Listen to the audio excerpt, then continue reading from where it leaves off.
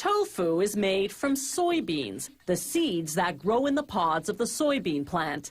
They contain 40% protein, more than double the protein in beef or fish. They start by soaking the soybeans in cold water for 18 to 24 hours, depending on the season.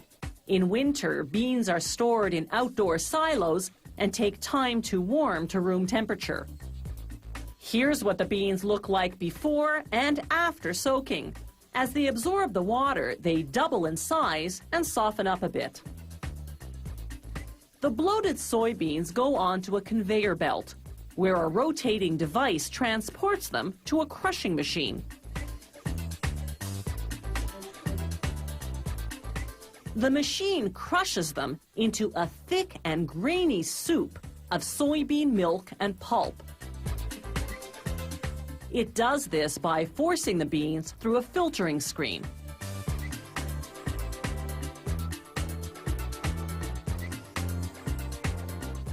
Next, they transform the soup into a paste by heating it in a steam cooker for 3 to 4 minutes.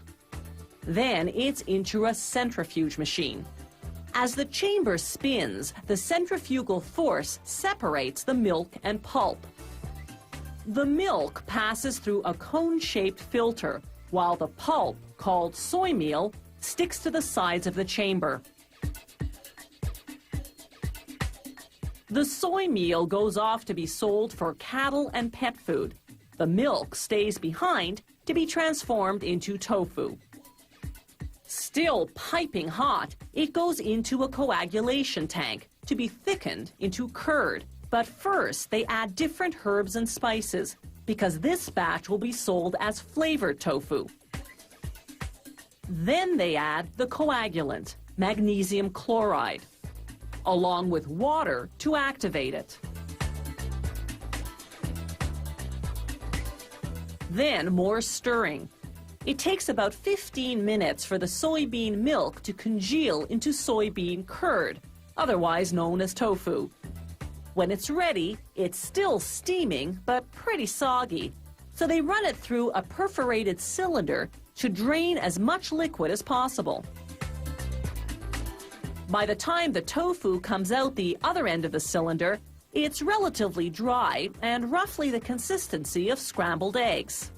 Now it can be processed into those familiar blocks you buy at the supermarket. They transfer the tofu into large rectangular molds lined with cheesecloth.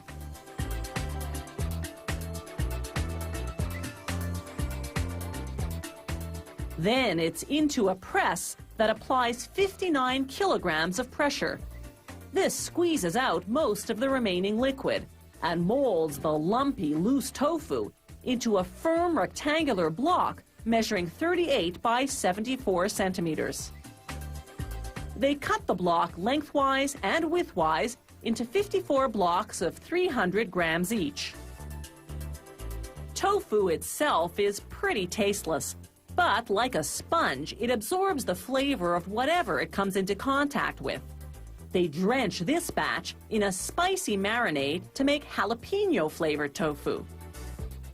After verifying the weight of each block, they package the tofu with a sprinkle of spices for garnish. Then, to kill off any bacteria, the blocks go into a pasteurizer at 110 degrees Celsius for an hour. When they come out, they drop into a cooling basin, into water just above freezing temperature. They stay submerged for about an hour. Tofu comes either pre-flavored or plain. It also comes in different textures. Firm tofu maintains its shape in soups and stir-fries, while soft tofu and silken tofu are ideal for blended dishes and desserts.